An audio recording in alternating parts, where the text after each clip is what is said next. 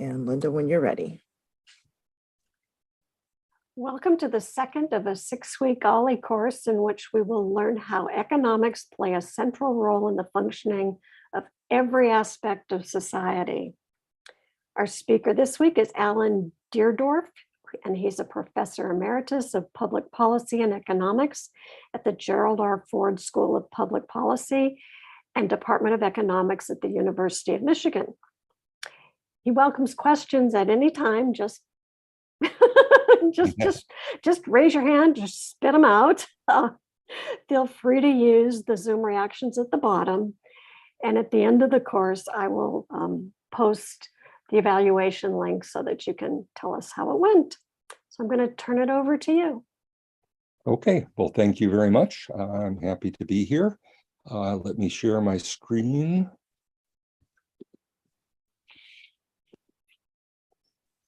And shrink what I see of you so that I can actually see my screen. There we go.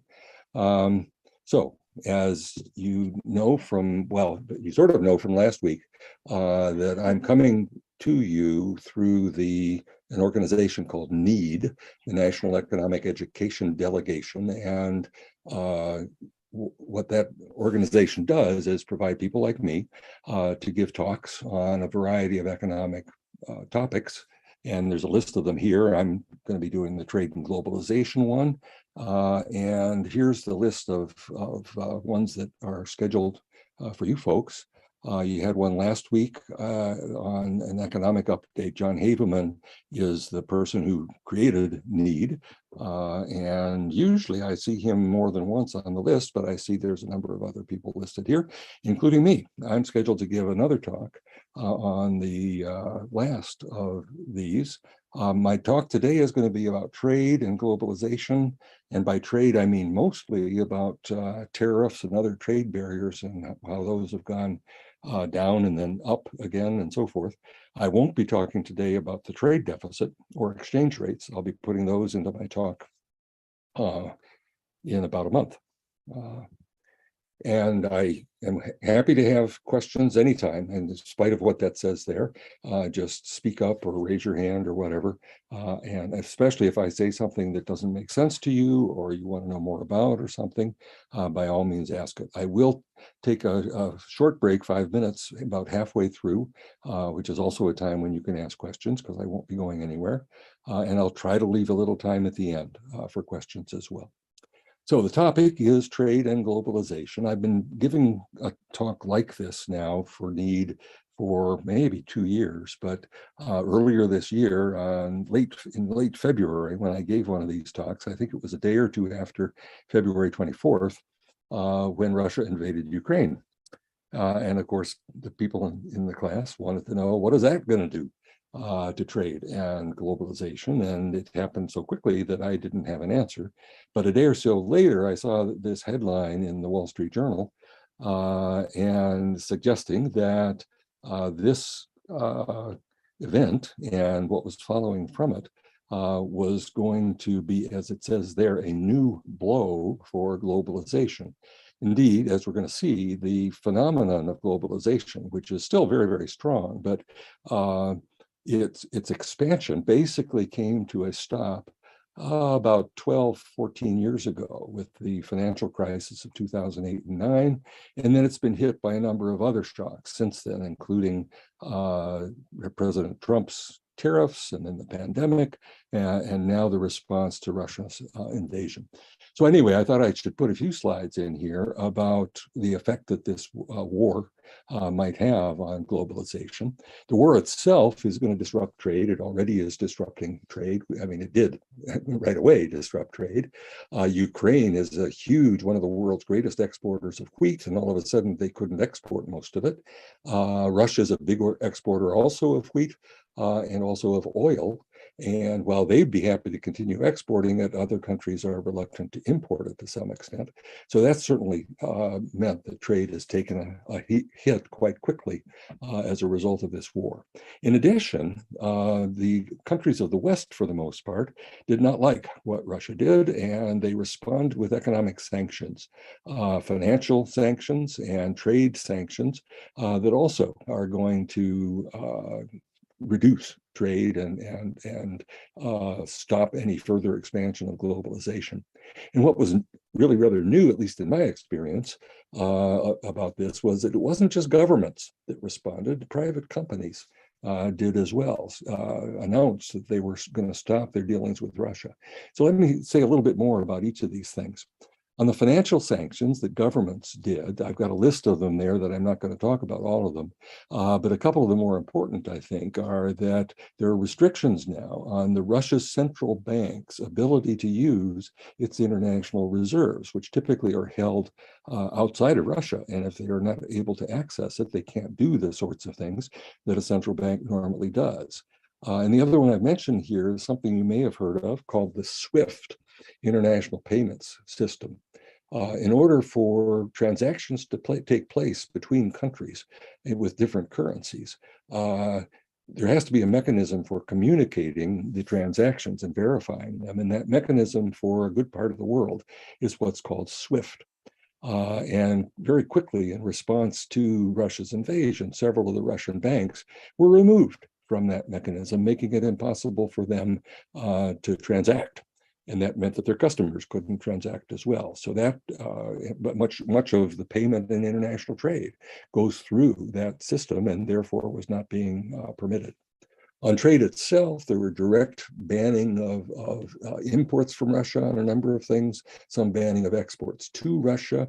The thing I'm going to mention here, because it comes up a little bit later on and what I'm going to talk about, is that Russia has had, ever since it joined the World Trade Organization a couple decades ago, it has had, like every other member of that organization, what is called most favored nation status. And that means that they are entitled on their exports to the same level of taxes on those exports, the same level of tariffs as basically everybody else in the organization. And the group of 7 countries decided that they were going to revoke that status, meaning that each of the countries can raise tariffs quite substantially against Russian exports. Now, whether they've actually done so or not, I'm not sure, but that is a possibility. Here's a chart telling you the countries. This was as of July, so a few months ago, the countries whose governments have put sanctions on Russia. And you could just look through that list and see they're all quite advanced countries, and mostly in the West, although there's a couple of Asian ones. And who are they targeting with these sanctions? Well, this lists a bunch of them, but a lot of them were targeting companies, Russian companies, and a lot of them were targeting Russian individuals regarded as oligarchs, I suppose, in the hope that those individuals would have enough be able to bring pressure on Putin to stop all of this. Not all countries did it, though. As you probably are aware, well, Europe and North America did, well, not all of North America actually, put sanctions on Russia. So did Japan, I think. But there's a number of countries that quite quickly announced that they were not going to use sanctions. And India was the first, but right after that, you see a list of other rather important developing countries that said, no, we're not going to put sanctions on Russia. Only fairly recently have I seen in the news even some rather mildly negative comments by the leaders of China and of India, and they certainly aren't using sanctions. At the same time, lots and lots of private companies stopped dealing with Russia. Back in March, I got this list of industries in which they are doing it, and including some of the individual companies. A little bit later in April, there was in the New York Times, they had several charts that I'm about to show you. They identified 253 companies, I'm sure they didn't list them, that were actually simply leaving Russia. And you see some major companies there, things like Delta Airlines and Shell Oil and so forth. 250 countries, I can't read what it says at the top there, but they've, I think, paused their actions in Russia. And one of those, more recently in May, McDonald's announced that they had sold all of their stores to a Russian company, and that Russian company will have to operate them under a different name. They won't be able to use the name McDonald's, and I presume they won't be able to use names like the Big Mac and that sort of thing. And a number of other companies, a somewhat smaller number, have only said that they were scaling back their activity. But you see, again, a lot of very well-known companies that were responding. Now, not all companies in the world, even in the West, did this. Oh, I forgot I had this next slide. There were a number of other companies that were halting investments in Russia. But then there were a number of countries, and actually quite a few, 162 they mentioned, that were staying the course. We're not going to respond by doing anything particularly negative with regard to Russia. Now, will any of this matter? The purpose, presumably, was to discourage Russia from what they were doing and get them to pull out of Ukraine. Obviously, that did not work. Russia has had some troubles in the process, but I don't think the sanctions have ever been part of their troubles. Their military just hasn't accomplished things as well as everybody thought they would. And in fact, historically, while economic sanctions have been used a great deal over past history, a lot in the 20th century, in fact, they have occasionally worked, but more often than not, they haven't worked at all to accomplish what presumably they were intended to do. They do hurt the targets, but that doesn't mean the targets change their behavior. In which case, and since the sanctions usually cause some harm to the sanctioning countries, it's not entirely clear that it may have been worth doing. Will they reduce trade? Well, yeah, they already have. But the truth is that Russia's role in international trade is not very large at all in most products. Really, I've already mentioned the two big ones, wheat and oil, well, natural gas also. But in the rest of it, they're not that important to the country. And so the sanctions can't matter that much for international trade. There will be some short-term effects, but even that and the effects of the war are only short-term, because one of the things that happens in international trade is that when something gets in the way of one flow of trade, the traders find a way around it. Okay. Okay, I thought I saw something in the chat, but maybe not. Okay, let me now embark on my talk about globalization, the sort of thing I would have been talking about before that war. I'll talk about what globalization is, then I'll talk about the economics of it, the benefits and costs of globalization and who bears them. I'll take a break right after that for 5 minutes, during which, as I said, I'd welcome questions if you have them, even though I'm happy to have questions anytime. And then I'll look at trade policies, which mostly is going to mean tariffs that we'll be talking about.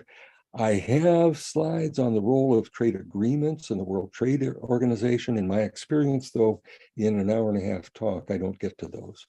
So I'll probably end up jumping over those. The slides are available here and will be posted on the NEED website in case you want to go and see what those slides might have said. So what is globalization? Well, it's the growth over time of all the many, many different economic interactions. I should keep meaning to add the word economic in there, between countries, okay? International trade, exports and imports, of course, is a very big one, and it's the one that I'm going to focus on because that's my specialty. There's something I'm going to be mentioning called global value chains. That really is just a subset, I suppose you would say, of international trade, but it's an important and a growing one. There's also foreign direct investment. What that refers to is when companies in one country invest in another, building a factory or a store or something like that in another country. And that's grown tremendously as a part of globalization as well. And then the thing that's grown even more than all those others is financial flows. We tend to call it international capital flows, but they're just financial flows, international borrowing and lending, international acquisition of ownership of foreign stocks and bonds and things of that sort. Financial flows are so easy these days, especially with the internet and everything, that they're mostly electronic, that these flows are huge compared to any flows of international trade or real investment. Also on the list of globalization is international travel, which of course, until the pandemic, had grown dramatically over the last half century, especially, and it's pretty well come back now. In dollar terms, it's not that large compared to everything else here, but it's an important piece of it. The final thing on my list is migration, which is people moving permanently, or at least probably permanently, to other countries. That still happens quite a bit, but that has never expanded anything like all the other components of globalization because countries don't let them in. Most countries, if not all, have barriers to immigration. They regulate it rather severely. Anyway, most of those things on that list I won't be talking about today. I'm going to focus on international trade. And here's a chart showing you globalization, showing you how much it has grown over the years. What's measured vertically here is, well, they call it a trade openness index, but what it really is, it's the sum of world exports and imports divided by world GDP. GDP is our measure of how much the world produces. So this is telling you what fraction of what the world produces is traded. As we're going to see, some things get traded multiple times. So this number could, in principle, go way beyond 100%. It hasn't yet, but it's grown really very dramatically. And that growth was starting a long time ago. This chart goes all the way back to the year 1500. And while the growth in those first 3 centuries may not look all that dramatic compared to what came later, it was pretty big. And then in the late 1800s, we had a really surge. We didn't have the word globalization. Well, I wasn't alive then. None of us were. But as far as I know, they did not have the word globalization. But if they'd had it, they would have used it because it was tremendous growth of international trade then compared to what had happened before, which all came to a crashing halt with World War I, 1914. And followed by the Great Depression. So trade fell to something like a third of what it had been at its peak in 1914. But then it started to grow again. And in my lifetime, I can remember when it surpassed the peak it had reached in 1914. I thought that was quite something, but you see, it grew a whole lot after that. It doubled again by, as I mentioned before, the Great Recession of 2008. And that's when trade and various measures of globalization basically stopped growing. It didn't shrink, not dramatically. It went kind of down and up and down and up, as we'll see also in some of these other charts. Indeed, here's one showing the value of exported goods as a share of GDP. Basically the same thing as what we saw in the previous one, but we don't go back to 1500. And you can see again this drop that occurred with World War I and the Great Depression and the growth that happened after that. It wasn't continuous. There were times when it dropped off a bit and then came back again. But again, you see it reaching a peak in about 2008. Here is a chart showing it for well, it's basically the same thing, but it's pointing out just since 1950 what has happened. This is not as a fraction of world output. This is just in US dollars. But you see the peak that we reached in 2008 and whatever path we had been on before that, we never resumed it, okay? We didn't go down to where we'd been before either. We went down a little, came back up, and then down and up and so forth. So that's where we seem to be now. The globalization has happened. It grew tremendously. It has not shrunk a lot since then, but it hasn't continued to grow at anything like the rate that it did before. Now, a big piece of that growth that you see there in the last decade or two of the 20th century and a little bit of this century is due to global value chains. And what does this refer to? Well, this refers to the fact that it is no longer true that companies that make stuff to sell to consumers make them from scratch, okay?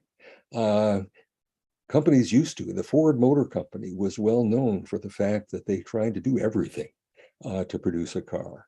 They made all the parts. They, even if I remember correctly, not from my experience, of course, but from what I read, were involved in making steel to use to put into their cars and so forth. That's no longer the case. Manufacturers of just about everything put things together out of parts that they buy from other companies.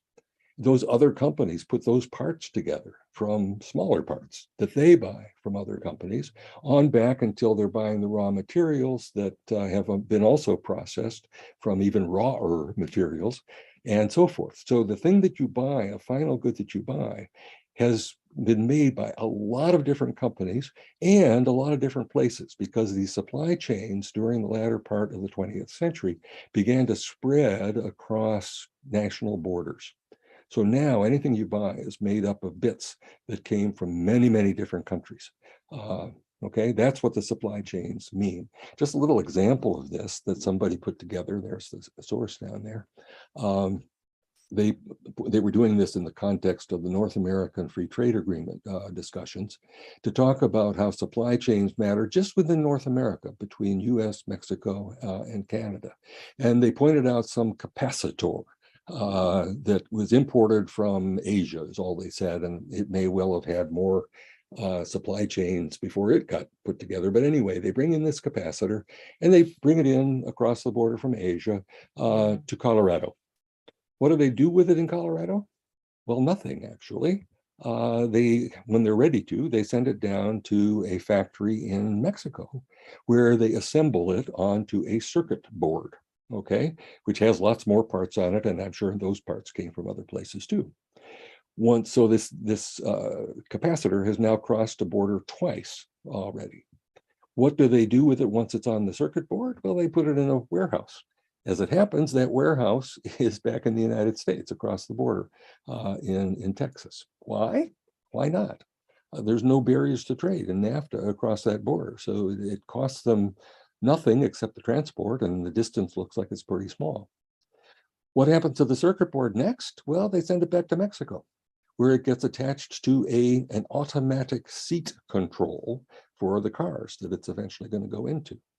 And then from there, it's shipped back both into the United States or into Canada, where it gets attached to seats, okay, for cars that are then put into the actual cars by General Motors in one place and by Ford up here in Canada. So you see that one capacitor has crossed international borders once, twice, 3 times, 4 times, and maybe I've miscounted 5 times. That single thing has been traded many, many times. And that's just one tiny, tiny part of an automobile. And almost every part of an automobile is going to go through a process rather similar to that these days. That's what we mean by these global value chains. That expansion took place pretty dramatically in the latter part of the 20th century, but it too stopped growing in about 2008, okay? So it established the globalization, but it stopped continuing in around then. A few more examples of this that I have come across in various places. Somebody found out where all the parts of a bicycle come from. And this tells you that rather than try to read all the small print, the different places here mention, I counted them, 8 different countries that provide parts for a single bicycle assembled here, I suppose, in the United States, although the same would be true in many other countries as well. Another, to me, much more familiar example, I haven't ridden a bicycle in decades, and I'm not about to, but my iPhone. And many of you have an iPhone, I would imagine. And if not, the same is probably true of the other brands of phones. In a book that I read a couple of years ago, a wonderful book that I strongly recommend if anybody wants to learn more about international trade, because this book tells you what everyone needs to know about international trade. Anne Krieger is her name. Wrote about a whole lot of stuff, but in just one paragraph, she decided to talk about this value chain phenomenon. And she wanted to give the example of the iPhone, and she got information for where the parts come from. Wanted to tell us about it, but it's pretty clear she found there was just too much information. So she just did the first part of the alphabet. Here's the parts of the iPhone up to gyroscopes in the alphabet and where they come from. And if you were to spend some time looking at this, you'll see many, many countries and many, many companies producing these different parts, okay? Just the glass screen for the iPhone. Now, it comes from just one company, according to her, Corning. That's a US company. No trade, right? Well, Corning has plants, it says, in 26 different countries. Now, are they really all making glass screens for iPhones? I don't know. But the point is, again, that iPhone that you have in your pocket and any smartphone you have in your pocket is composed of parts from all over the world.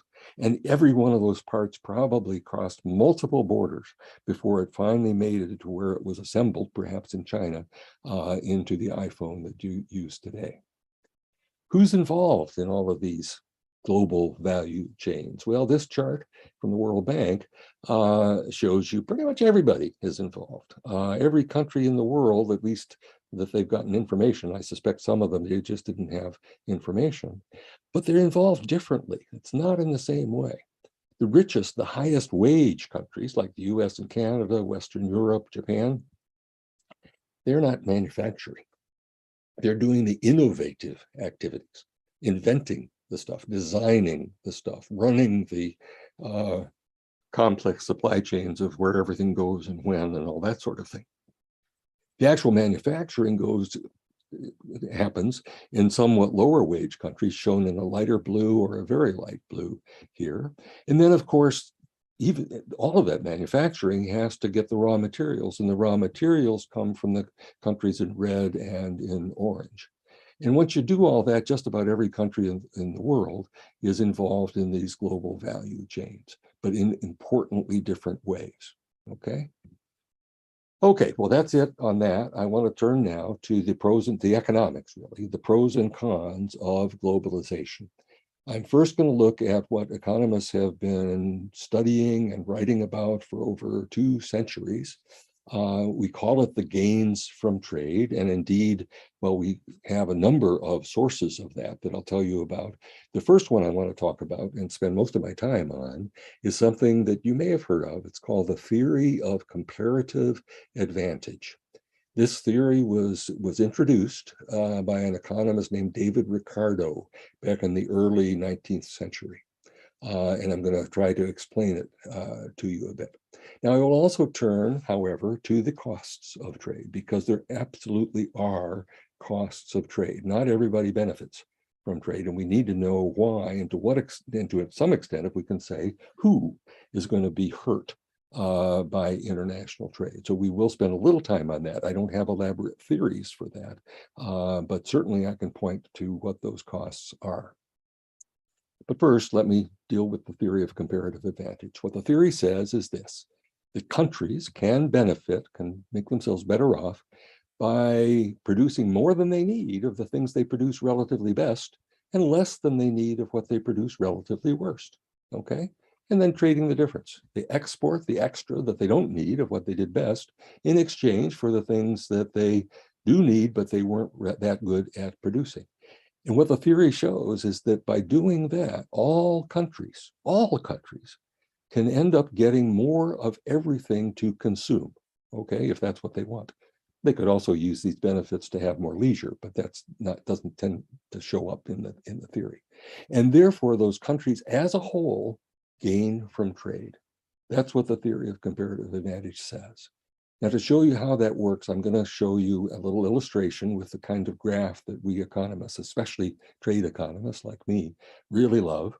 I'm not going to do a lot of that here, just this graph that I'll show you some pieces of.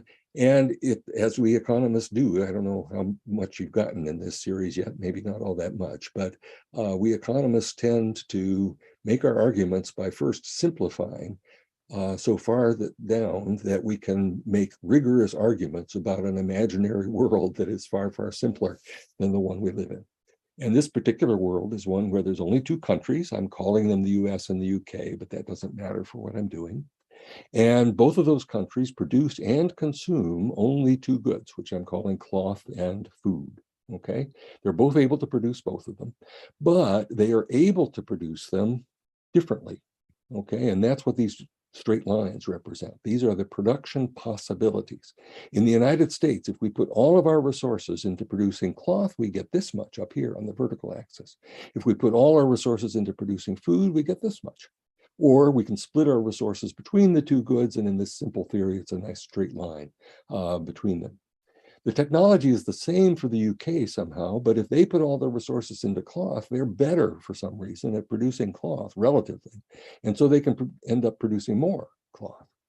Whereas if they put all their resources into producing food, where they're not as adept at producing the good as we are, they get some, but they don't get as much.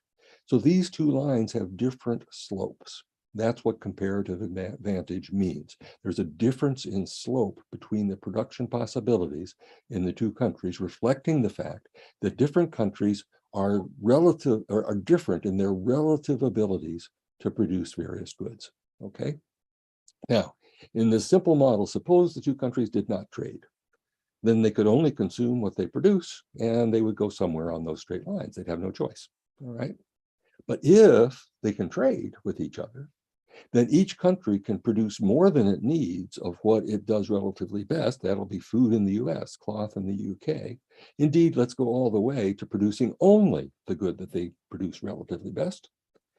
Now, obviously, they can't consume at that point because in the US, we freeze to death, and in the UK, they starve to death, but they can export the extra that they are producing. And if they do that, and they trade the same amount. I mean, this construction is, by definition, having the US export exactly the amount of food that the UK imports and vice versa. They end up consuming more of both goods by trading. That's the gain from trade. The fact that by specializing in what you do relatively best, each country can get more of everything. They may not want more of everything. It may be the US would rather have even more cloth and less food, or vice versa, and the UK, and that's possible too. It doesn't have to look like this. But the fact that they can get more of everything means that if they end up deciding to do something even different, that means that's even better for them. So the countries benefit from trade by specializing in accordance with this thing we call comparative advantage. Okay, that's the theory. The theory rests on a lot of assumptions. I won't go into what some of these assumptions mean there. The one that was most obvious in what I showed you was my little model just had two countries and two goods. And you might think, well, that's not a very realistic view of the world. But trade economists like myself, indeed, a big part of my own career was studying this, have demonstrated that the theory of comparative advantage works perfectly well with any number of goods and countries, and even what we call factors of production. My little model didn't suggest that goods were used in production of other goods, as of course they are in those global value chains. But that's fine too. You can put that into the theory and it holds just fine. There is one assumption that people tend to think we are making that actually we are not, but it's nonetheless quite important. A few years ago, maybe a dozen years ago now, Chuck Schumer, the Democrat in charge of the Senate these days, co-authored an article claiming that the theory of comparative advantage assumes and requires the assumption that what are called factors of production cannot move between countries. And he was particularly interested in capital. It's probably true that labor doesn't move all that readily, but he said capital certainly does move. We have companies, building factories abroad all the time. And so the theory doesn't hold. Well, he was both right and wrong. The theory itself does hold with perfectly mobile capital.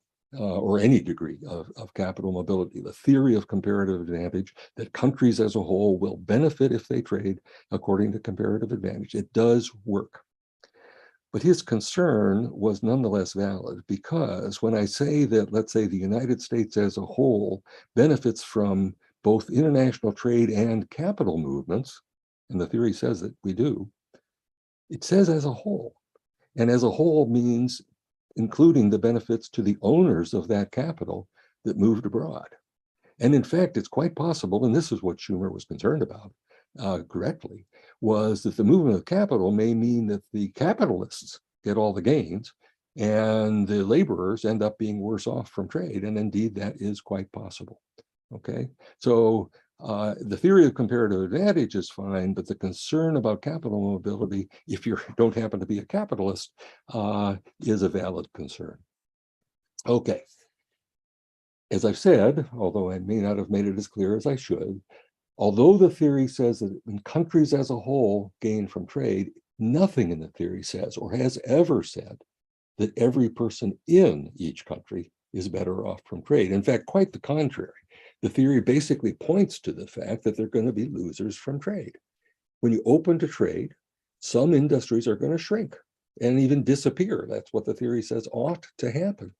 But of course, when that happens, the people who owned the firms in those industries and the people who worked in them lose their incomes, okay? The workers are going to lose their jobs. Now, in the theory, eventually, most of those workers will find their way to the expanding industry and take advantage of the exports, okay?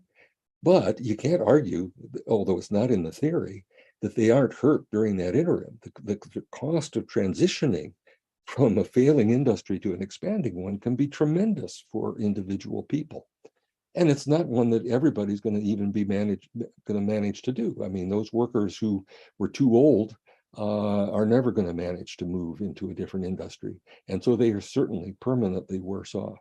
So it is absolutely true that the changes that take place in international trade when we open to trade, or for that matter, when we shut it down, are harmful for individuals in the shrinking industries. You can see that in the little model. I mean, you sort of see it.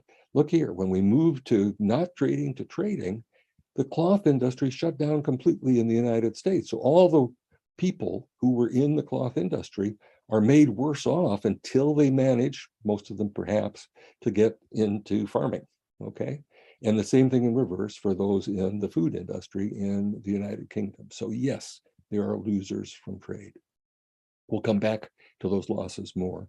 But before I do that, let me also go through some of the other sources that economists have identified for gain from trade. One is that as the most productive firms in a country expand, productivity of the country goes up. I see I'm running short on time, so I'm just going to slide through this and tell you there's a lot of other sources of gain from trade that I don't have time to go into, because let me get to those costs. Okay, first of all, there are economic costs, and I've already touched on a lot of that. When trade changes, we tend to think of it as when trade expands, but when trade contracts, the same is going to be true. Some firms are going to lose some market share and they're maybe even shut down. Other firms that may have relied on those firms for their inputs or as their customers also are going to shrink and shut down, not just the ones that were competing directly with trade. And the workers in both of those sets of firms are going to lose their jobs. So there's a lot of people in those various trade-related or trade supplying or demanding industries who are going to be hurt, okay? And it's not just them. There are going to be whole communities that lose. In the United States, and I'm sure in most countries, there are plenty of towns that rely predominantly on a single employer. If that single employer is somebody that is engaged in trade, engaged in competition with imports, and those imports go up and that factory shuts down, or the company moves the factory to Mexico or something, not just those workers get hurt. All the people in the community that worked in the barber shops and the grocery stores and the hospitals and on, those people are hurt too, because they're going to have less customers to sell their product to. So whole communities get hurt. That's not a big deal in a big city, probably, because there's many industries operating there. But a great many things happen out in smaller towns. I don't know. I gather you're not all that far from LA, so I'm not sure that this is an issue where you are. But in many parts of the country, it is a very big issue. There are other economic costs as well, not touched on there. There's a macroeconomic cost. That the macroeconomy depends so much on international trade that we all become vulnerable to macroeconomic conditions in other countries. If one country goes into a recession, they buy less from another country. So that second country sells less and they may go into a recession too. For the United States, this is not a big issue because we're so big. But it's a huge issue for Canada and Mexico, much smaller economies that depend so much on the United States as the markets both for selling their products to and for buying things from. When we go into a recession, they do too. When the crisis of 2008 started here in the United States with our housing markets and so forth. But we weren't the only ones that were hurt by it, not at all. Many other countries in the world were hurt by the recession that started here. Had they not been globalized, had they not been engaged in so much trade, well, they would have been worse off to start with, but they wouldn't have this hit to their economy as a result of our recession. Indeed, we depend on other countries' willingness to trade with us. And if they decide they don't want to trade with us, we get hurt.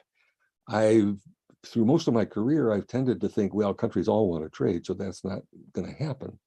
That was stupid of me to think that, because early in my own career, we experienced exactly that with the oil crisis of the 1970s, when the Arab countries, the OPEC countries, decided they didn't want to sell us oil at the same price as before. We got hurt badly by that. So willingness to trade is very important, as of course Russia is finding out right now. And if they hadn't been as globalized as they are, they wouldn't be hurt. They wouldn't be subject to these sanctions that we're using to hurt them. Indeed, we are all vulnerable to anything that disrupts trade. Earthquakes, flood, disease, war, all of those things can interfere with trade, as of course we've seen over and over again in recent years. And the countries that rely on trade for themselves and everything are going to get hurt by that. And sometimes that vulnerability is you're vulnerable to the policies that other countries use, again, as Russia is learning with our sanctions and our tariffs. And one of the things that's been going on more and more lately is countries have been banning exports of products that they want their own consumers to have access to. And that showed up most critically on things like vaccines with the pandemic. There are also some non-economic costs of globalization that I think I should mention. Some countries, not usually the United States, become concerned that if they become too globalized, they will lose their distinctive local culture. That showed up quite clearly sometimes in France, as people there would object to McDonald's replacing, to some extent, the restaurants and French cuisine. And also a non-economic cost is the spread of things that ride along on internationally traded goods. Invasive species and plant diseases have crossed the oceans from one place to another and infected the plants and animals of the countries into which they go. And of course, as we are well aware with the pandemic, the recent pandemic, the current pandemic perhaps, spread of human disease. If we hadn't been globalized, we would not have gotten COVID from China. Okay, we simply wouldn't have. And this is not a new thing. The whatever it was called, the Black Plague or whatever, from whenever that was in the Middle Ages or earlier, that spread to Europe from China along the Silk Road, the international trade road back then. So it's not a new thing that disease travels with trade. If we didn't trade, the disease might start in our country, but if it doesn't start in our country, it won't get to us because we won't trade with anybody else. Okay, time for me to pause for let me pause for 4 minutes. I think there it's 1:53. I'm going to go to 1:57 because I find we started a little bit late and I'm going to have trouble getting through things. But I'm going to stop sharing so I can see who we've got here, and be delighted if anybody wants to ask a question or make a comment or whatever. I thought there were some interesting points. Oh, Sally, go ahead. We'll let you go ahead and ask your first question. Go ahead.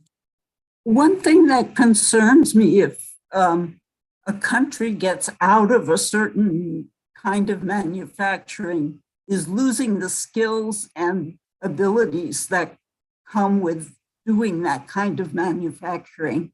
Mm-hmm.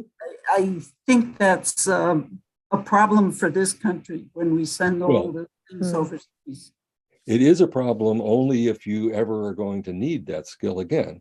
As long as world trade continues to function and there's places in the world that have that skill, that ability, and you can get the product from them, then it's not a problem. But if you're subject to having it cut off, then yes, absolutely. So, and we are learning now more about the disruptions that can occur.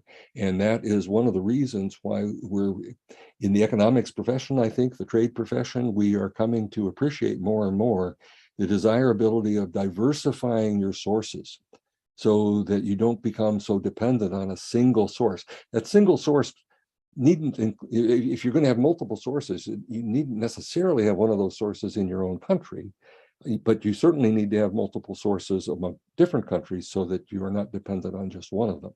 Having the ability to produce everything here, in principle, yes, but people can learn, don't forget. And the ability to produce stuff is learnable by anybody's population, as long as you keep the documents and everything that will train them to. But yes, we've become more and more concerned about that. And I tend to think we're overreacting to that a little bit. It's one of the things that countries do is when they get scared about these sort of things, they think, oh, we got to make everything ourselves. And that's probably not sensible. Being able to make some of it ourselves, yes, okay, but it's going to be expensive. If you try to make everything yourself, it's going to be very, very costly and lower your standard of living. So keeping just enough to be able to survive and then train some more people when you need it, I think is worth doing. So along those lines, Yeah. how does technology play into that? I know during the pandemic, we saw a lot of local resources pop up with solutions to supply chain issues, everything from making masks and PPE to all different kinds of scenarios where people did have some local resources to be able to supplant what normally would come from big corporations or big companies and stuff. That's right. How do you see that playing into how business shifts over the next couple of decades now that we've been through these experiences? For a lot of things, as you just mentioned, the technologies are transferable. I mean, one of the things we learned in World War II was that we could incredibly quickly shift our automobile factories here in Michigan to producing airplanes. A very different product, one would have thought, but they did it in no time at all and made huge numbers of airplanes. And as you just mentioned, our companies that were able to make a lot of other things when the need arose were able to make some of the things we needed during the pandemic. I mean, we bought almost everything we needed for the pandemic from China before. They provided almost 100% of things like face masks and so forth. But those are not that hard to make. Now, the problem with technology is going to be the things that are hard to make with technologies that aren't familiar. And that's, of course, where we get to things like vaccines and that sort of thing. But even there, as long as the technologies are made public, it is quite possible for other countries to pick up on how to do it. Now, indeed, our international trading system through the World Trade Organization tries to stop countries from doing that if the processes are patented by WTO member countries. But there was some move during the pandemic to permit other countries to start making some of the things that were needed. You're absolutely right. Technology certainly plays a role. And I see that I've gone past the 57 times that I said. So let me start up again. With my screen, if I can find it here. Yes, there it is. Okay. Yeah. So let me turn now to the policies. And I've made kind of an arbitrary distinction here between the policies that encourage globalization, which mostly means reductions in tariffs, and the policies that discourage it, which mostly means increases in tariffs, which we never had much except in isolated products until Trump came along, and that will bring us to the trade war. But let's look at the encouraging stuff first. Globalization has happened for a whole bunch of reasons, and a lot of them are involved with technology and the fact that we can both transport and communicate things far more cheaply than we used to. But part of it was the tariffs, taxes on trade, have come way down. This little chart only shows a 20-year period, and so it's not really representative. But the notion that over the period since World War II, tariffs were coming down and global trade was going up. And what this chart notice mentions is that world GDP was also going up, but trade was going up faster. That's what we saw in our opening charts, where we saw trade growing as a fraction of world GDP. And that's been happening a lot. You also, as it happens in this chart, they showed the drop that occurred with the Great Recession. So the falling of tariffs has been important for globalization. And what it might surprise you, and I guess it kind of surprised me when I first saw this chart. This is a chart that shows the level of US taxes on US imports. Well, those are what we call tariffs. Taxes on US imports as a share of the total value of the imports. So basically, it's a way of measuring the average size of the tariff, going all the way back to the founding of our country in 1776. And what you see is that very quickly, we had tariffs on our imports that were averaging 30, 40, sometimes even 50%. I mean, that's a huge tax. Now, it went down and down again over time, because to some extent, this was a geographical thing, that the tariffs were protecting manufacturers in New England, but the South, the Southern colonies, by now it was the Southern states, relied on exports of cotton and things like that. And so they didn't want high restrictions on trade. And when they took power, they would reduce tariffs. And then when the North took power, the tariffs went back up again and so forth. And that went on and on and on.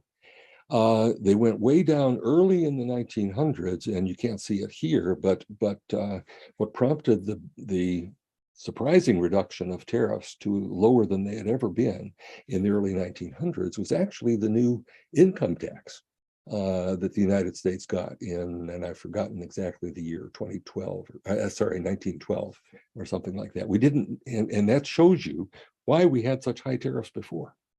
It wasn't just to protect New England manufacturers, it was to provide revenue for the US government. Without tariffs, they wouldn't, it's very hard to tax things other than trade. Governments, as countries mature, learn to do it. No, of course, we now tax so many different things. But early in our history, and early in the history of most countries, the thing they can tax most easily and effectively is imports. And so they do. And that's why we had such high tariffs back then. Once we got an income tax, our tariffs fell. Okay, well, they then rose again just before the Great Depression. Up here at the peak, I've forgotten if yes, I did.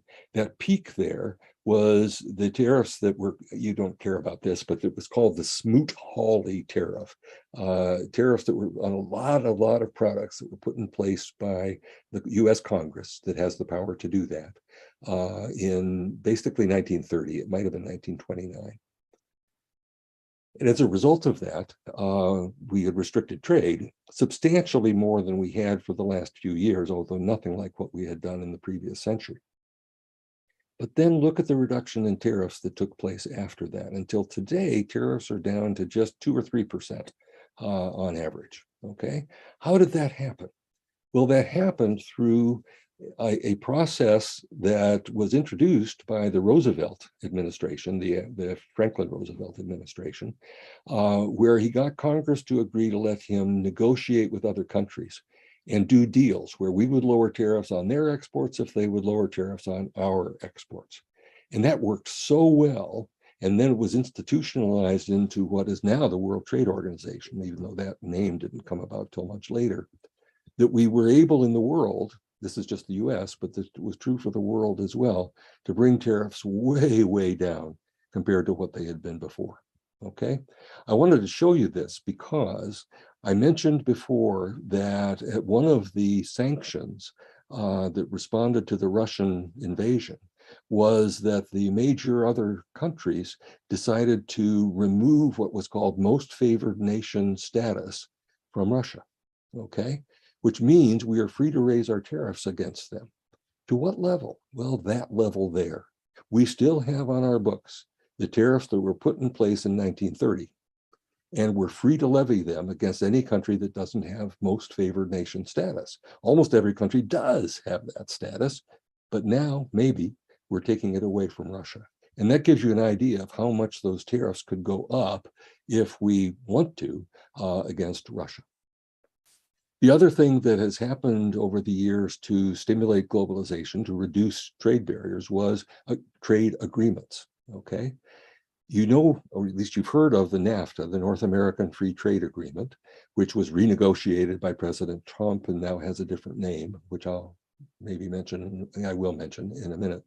But we're not the only ones who have done that. In fact, we haven't done it nearly as much as many other countries have. When countries negotiate a trade agreement with another country or group of countries to get rid of their tariffs on each other's exports, that's typically what these things are, they must report it, and they do, to the World Trade Organization. And they have this graph showing how many have been reported to them. And what you see is how the number of those agreements has expanded from just a handful up to 350 most recently. They haven't updated this graph this year yet, but I assume it'll bump up again. There was a big surge of FTAs, or free trade agreements, in 2021. That's not important. It just means that the United Kingdom left the European Union and they had to negotiate new free trade agreements with all the countries that they had had them before as members of the EU. So that really is not an expansion in any meaningful way of international trade agreements. What are some of these trade agreements? Well, the European Union is much, much more than a free trade agreement, but there you see geographically who's part of that. Everybody that's colored there is in it, except for the green country, which is the United Kingdom, that pulled out as a part of Brexit. They do have a trade agreement, I should mention, with the EU now, but it's not nearly as strong as what they had before. I mentioned NAFTA. It's now called the US-Mexico-Canada Agreement after the renegotiation by President Trump. That renegotiation didn't do very much to the agreement, made a few changes, both positive and negative, for what it does to trade. An agreement you more likely have not heard of is shown here with 4 countries in South America: Brazil, Argentina, Paraguay, and Uruguay. Are what's called Mercosur, which I understand is an acronym for the Spanish for Market of the South. It is an attempt to be a very strong trade agreement. It's been in existence for a long time, but they've had a lot of difficulty really getting rid of the trade barriers amongst themselves. Another example you've heard of, except that when you heard of it, it was called the Trans-Pacific Partnership, and would have included all these countries and the United States. It was negotiated by President Obama's administration with 11 other countries of the Pacific Rim. Okay, but when Trump, the agreement had been completely negotiated, but it had never been ratified by the United States or actually anybody else, because they were waiting for us. When Trump came in, he immediately pulled out of it. But the other countries, the other 11 countries, went ahead with it, led, I think, mainly by Japan.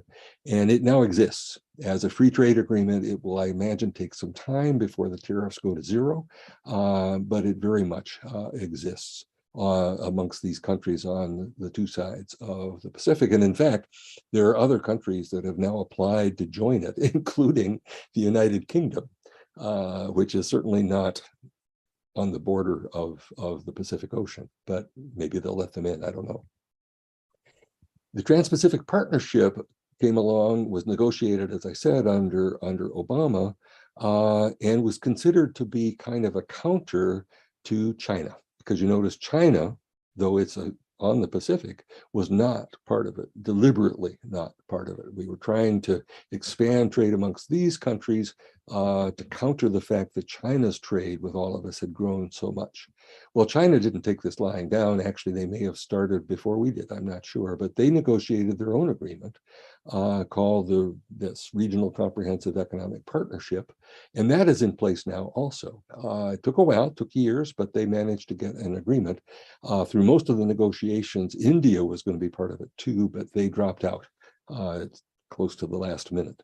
But that agreement also is in place and is going to get rid of the trade barriers amongst those countries. So there's been lots of trade agreements that have in the past brought down tariffs and are in the process of continuing to bring down tariffs, and have all contributed to globalization.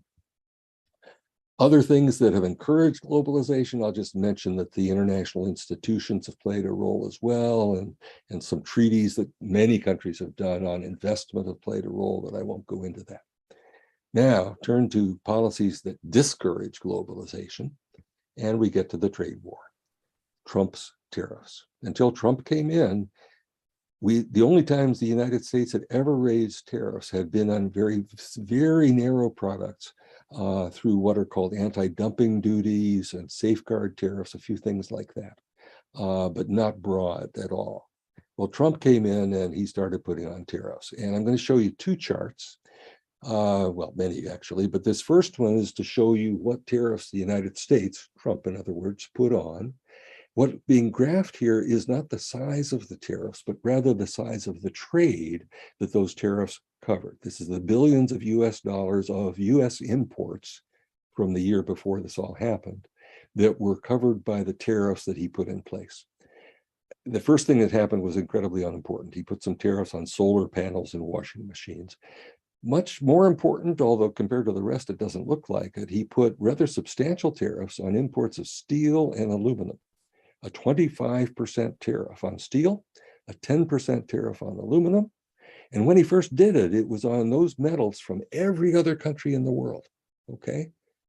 Now, he fairly quickly negotiated to not do it on a few countries, and a little bit more later on as well. But most of those tariffs stayed in place until just this year, when under Biden, there's been negotiation to get rid of those tariffs, not completely, but substantially, with Canada, Europe, Mexico, a number of places. But even more important was what he did to China, okay? Starting in the middle of 2018, he started putting tariffs on China, first on a little bit of it, then on much more of it, then more and more, until he was putting tariffs on just about everything that we were buying from China. By the end of, by 2020, our tariffs imposed by Trump covered most of what we imported from China, all right? Well, what happened when we do that? As I hope you know, for both the metals tariffs and for the tariffs on China, the countries we attacked with these tariffs responded fast with tariffs on our exports, not on the same products. They put tariffs on the products we were better at exporting, okay?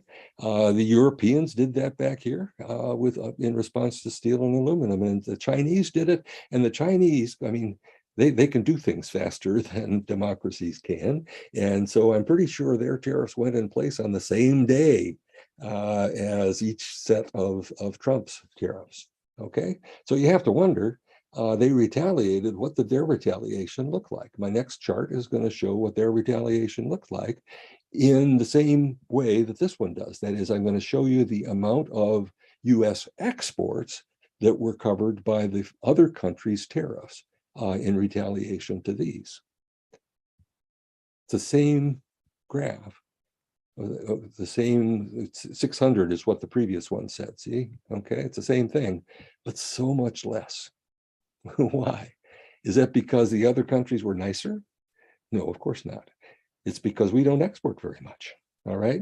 The United States has a huge deficit in its international trade. We import far, far more than we export of all sorts of things and with all sorts of countries.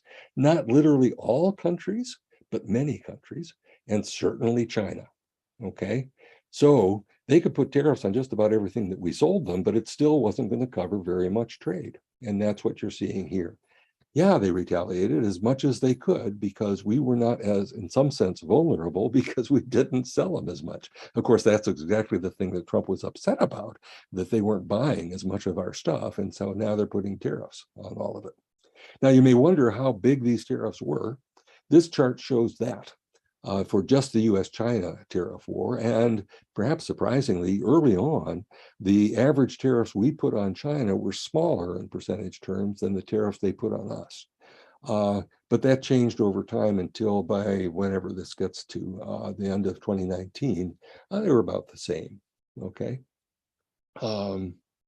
This chart shows exactly the same thing, but it goes a little bit further in time. And the reason I want to show it to you is it goes far enough to capture what happened in early 2020.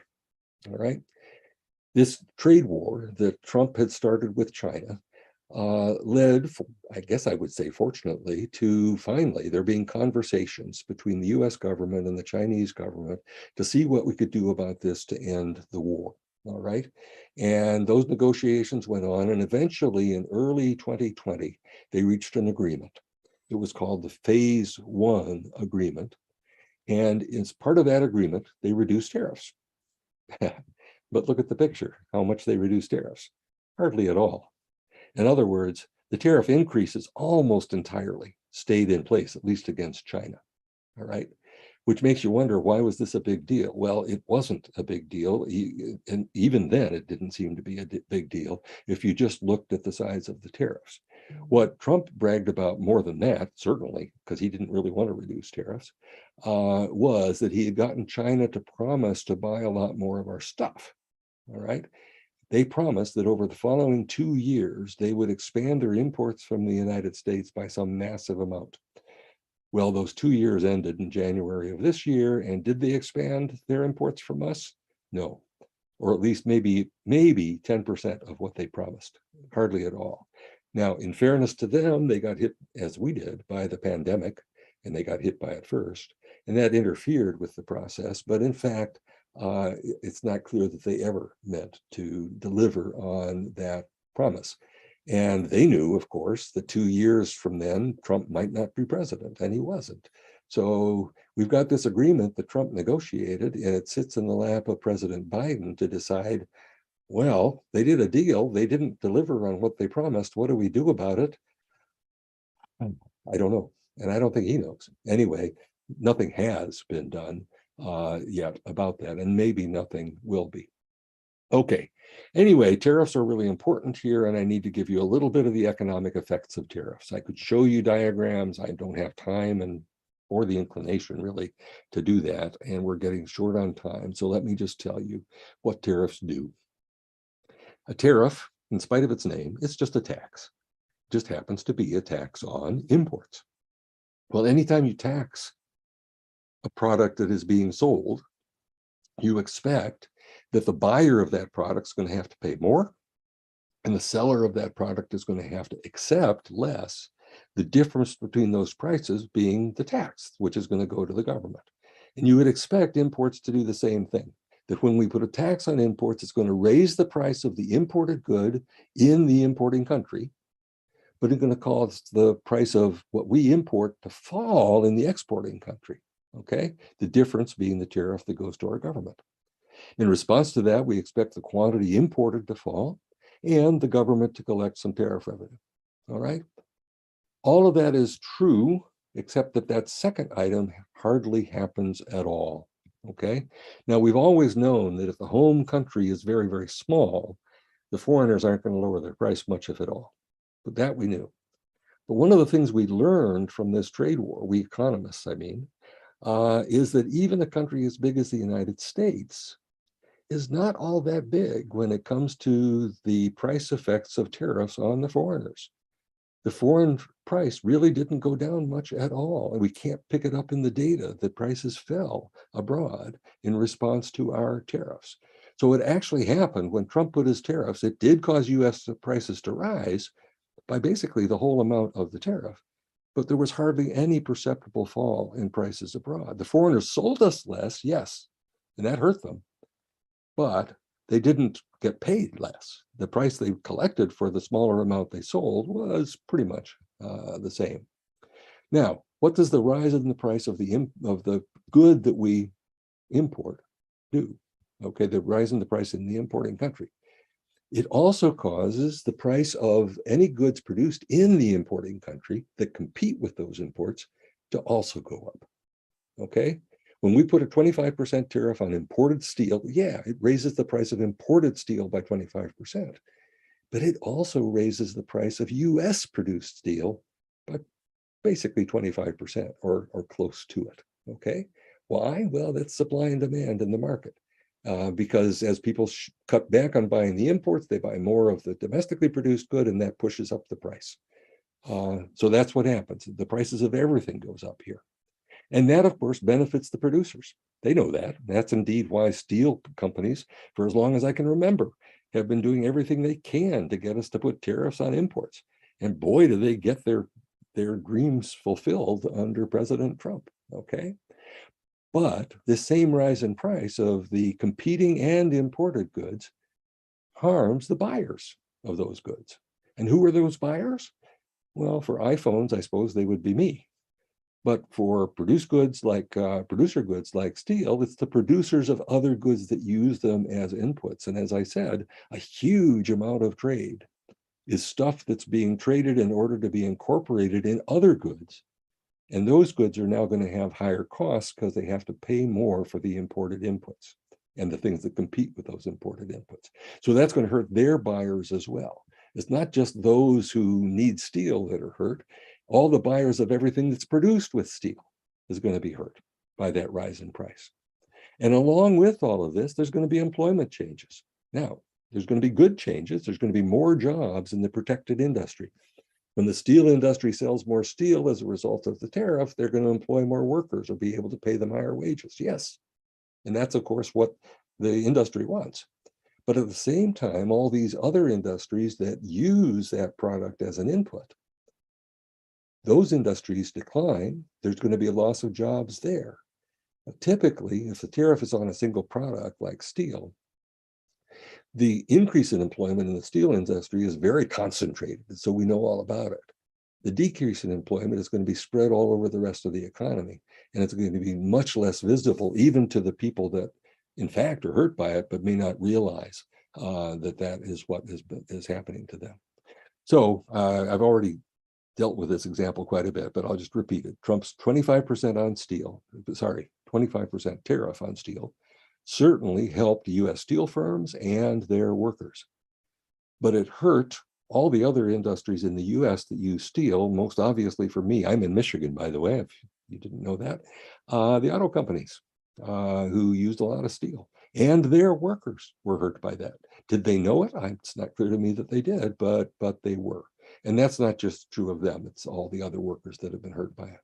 I've looked and tried to find some way to quantify this harm to others, and I haven't been able to find it exactly. This particular chart was making the point that the number of auto industry jobs that were going to be lost due to those tariffs is very substantial compared to the total employment in the steel industry. That doesn't really answer the question, but the point was that the tariffs really do hurt. And they hurt workers in outside industries.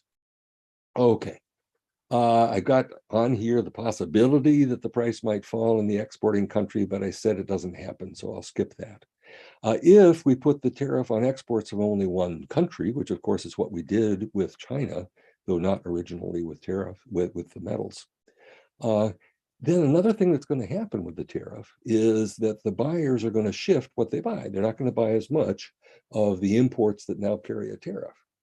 Does that mean they're going to buy more domestically produced goods? Maybe. But more obviously, they're going to buy more imported goods from other countries. If we only put the tariff on China, we'll start buying the same stuff from any other country that can sell us the same thing. And that's exactly what happened. Our imports from Vietnam expanded dramatically after the trade war with China. Our imports from Mexico went up quite a bit, not as much as from Vietnam. In practice, in fact, I think a fair amount of what we started buying from Vietnam, we were buying from Chinese companies that moved their production into Vietnam. But in any case, it doesn't mean that all of the imports shifted to US producers, not at all. All right. So that goes through what I have to tell you about the economics of tariffs. Economists, by and large, I've only ever heard of one economist who would disagree with this, would say that tariffs are a bad policy. They should not be used. True, there are both costs and benefits, but there are much better policies for dealing with those costs than simply raising tariffs. The only economist I've ever heard of who would apparently disagree with this was the chief economist or trade guy for Trump. And he, I have to tell you, is not, perhaps because of that, a respected economist. So if economists have for 2 centuries been preaching that we shouldn't use tariffs, why do we? Well, of course, we don't use them as much as we used to, but why do we? Well, there are a great many arguments in favor of using tariffs, arguments I haven't told you about, and they've been used. Well, I have told you about some of them, but you're going to see more. Many have been used, and sometimes for bad reasons, but sometimes for reasons that are not nonsense, even though better policies actually exist if we could organize economies to do them. I have a thing I'm going to advertise here a little bit. I have something on my website. You can find my website just by Googling my name. And in that, I have what I call my glossary of international economics. And that's mainly, as the name suggests, it's sort of a dictionary of terms in international economics, but it also includes a number of lists. And one of the lists I put together when I was building it was arguments for protection, arguments that have been used in favor of using tariffs. Okay, and there's a huge number of them, a couple dozen here, just in that list that I was able to put together. And I obviously can't go through all of them. I'll point to just a few of them. I already mentioned revenue. Early in countries' histories, they used tariffs to collect revenue from their government and for their government, and that makes good sense. I've mentioned that tariffs help some people while hurting others, and therefore you might think tariffs would be used to help the people we want to help and hurt the people we want to hurt. And there's arguments in favor of doing that quite often. In fact, the argument might well be that we should use more tariffs in order to hurt the capitalists and help the workers. But in practice, that's not what happened, because typically the political power lies with those who benefit more from free trade these days. And that's therefore what we get. There's something called the infant industry argument for protection, which is, and this was another argument that was used by Alexander Hamilton. He didn't give it that name, but he was the first to formulate the idea that if your manufacturing industry doesn't know how to do stuff very well yet, they're going to lose out to the manufacturers in, as he was talking about, England. Give them a tariff, though, and they'll get good at it. They'll learn and then eventually be able to compete. Okay, and so that was an argument for tariffs. Trump's tariffs on metals were defended and indeed implemented under a US law that permits us to put tariffs in cases where we need them for national defense. And that sort of makes sense. Okay, you wouldn't want to rely entirely in your country on importing arms from a country that you're going to end up going to war with, right? Because then what are you going to do? All right. So it's a very sensible argument for putting tariffs on some products that you're going to need in the case of war. But Trump put them on imports of steel and aluminum from our allies, not our possible enemies. So nobody has ever really understood how that was able to be defended as national defense.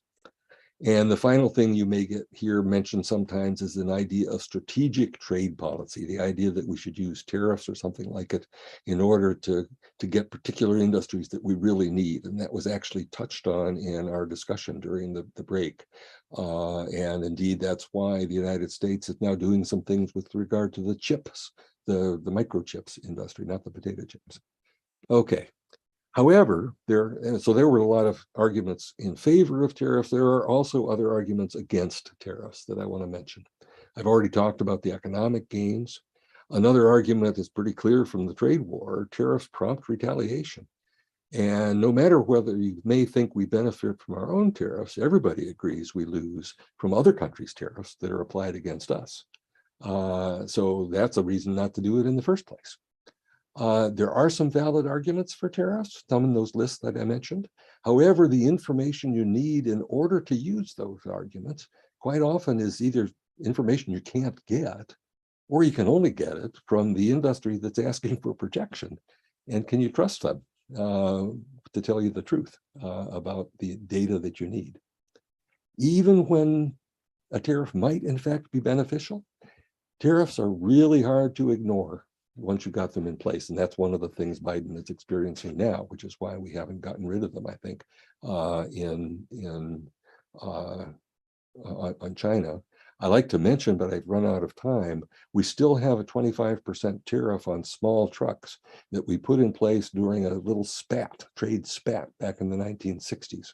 The reason for it is long gone, but the tariff is very much still there, even though our tariff on cars is much, much lower.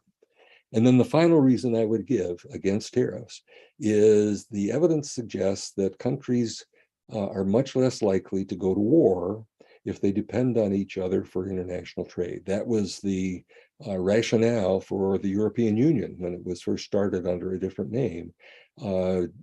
Germany and France had started two wars that became world wars. And the thinking was if they could just depend on each other more through international trade, they won't go to war. And it worked. And now, it doesn't always work by any means, but that is a pretty strong reason for at least giving a chance for trade to promote peace. I'm going to skip to my final slide on conclusions from all of this about globalization's future. And I'm not sure what the future is going to hold, obviously. I think to the extent that trade did decline during these recent shocks, it has come back, or it will come back. It will never resume the growth that it had before, though. Will attitudes towards trade change? Yeah, they have been doing that. Firms and even countries are now thinking, hey, we need to diversify our sources, and we need to hold greater inventory, so we'll be in better shape in case there is a shock, because we've seen so many shocks. Consumers may learn to rely less on imports, although I kind of doubt it. The Biden administration, I saw reported, is now wanting firms to do friend shoring. In other words, yeah, do imports, but import from countries we know are our friends. And I can sort of see the point of that. Will economists' views change? Well, I think we're going to always think globalization is overall a good thing for the reasons I've talked about. But we are learning a couple of things. We should rely less on single sources, and we need greater protections, if we can find a way to do it, to help those who are hurt by international trade. We've never done well with that. Here's a slide advertising next week's talk about cryptocurrencies. I should probably come, but I probably won't. I don't really know what this is telling you, except apparently it's comparing gold and cryptocurrencies. Oh, I see. Crypto's done better, according to this. Interesting. All right. I'm done, and I'm already a minute or two over. I'm happy to take questions if there are any. I'll stop my sharing, though, just so I can see you all. Yes, Sally? You're muted, I think. Okay. Whatever happened to transportation costs with all this moving goods around? Well, it's gone down. Transport costs have gone down, nothing as dramatically as the tariffs have, but they've gone, well, over the long period, they certainly have, compared to the 19th century, for example, tremendously down. In the last 3/4 of a century, they've gone down some. For transporting, one of the big revolutions was the container revolution. Shipping things across the ocean in containers doesn't make it cheaper to cross the ocean, but it makes a whole lot cheaper to load and unload at either end of the trip. And from what a guy I knew that was involved in it has told me, something similar happened, although I can't point to a single word to explain it, for things that are transported in bulk. Things like, well, the guy I knew traded cement. And that doesn't go in containers, but they have much more efficient ways of loading and unloading, and that reduces the cost of international trade quite substantially. The other costs of international trade tend to rise and fall with the price of oil, of course. But very, very important for the costs of doing international trade are not just transportation, but also communication. All right. I mean, back in the 19th century, they had to do it with telegrams, and they thought it was wonderful that they could do it with that. But now we can do it instantly. And that means having much better control of these processes. So The other question I had was about punishing countries by sanctions, because it seems like we've made basket cases of certain countries, which harms the people living there, but doesn't seem to have much effect on the rulers. Well, there's been lots of studies of these things, and they've, I think, managed to identify a few cases where it has worked. The case, I just saw it mentioned, now I'm not sure everybody agrees, but I think so. Most of the world used a lot of sanctions against South Africa because of apartheid. And did it hurt the people in South Africa? Yeah. Did it hurt the Black people in South Africa? Probably, although they were already hurting so badly that I don't guess they were managing to gain very much from international trade. And certainly what I just saw was mentioned that Nelson Mandela insisted that the sanctions were crucial for getting the collapse of that regime. So, but in other cases, usually they don't work. Well, the studies that have done suggest that maybe 30% of cases, they get some response from the targeted countries. But whether it's as much of a response as you want or not, I don't know. But you're right, there's always the concern that you're hurting the people. You're not hurting the rulers, you're hurting the populations. Right. And that's one of the concerns with putting the sanctions on Russia. We know it's not the Russian public that wants to be waging this war. I think surely not a majority of it, but they don't have the power. And of course, they don't have the information. But so the sanctions are hurting them, and a lot of other people, by the way. the Africa. Well, now that's maybe not so much the sanctions, but one of the big adverse effects of this war has been the price of both wheat and fertilizer in Africa, making it's causing, or going to cause, starvation there. And they have nothing to do with this war, but they're getting hurt by it. Any other questions? I have a question. I don't know how to ask. Okay, is that Linda? Yes. Yeah, it's Linda. Economics has always been a mystery to me because I just couldn't, it sounded too theoretical and mathematical to be real. Yeah. But I've learned a lot from this talk that I couldn't really repeat what I've learned, but I did. And I wonder if there's a field of study or a profession or something that tries to deal with both the economics issues and what it does to societies when things happen.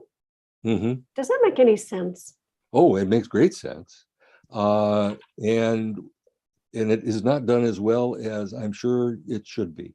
One of the things we would like to say that we do in the Gerald Ford School of Public Policy at the University of Michigan, which is where I'm still teaching and where I had a portion of my tenure, is we try to teach our students both economics and politics and sociology so that they can learn about all of the different effects.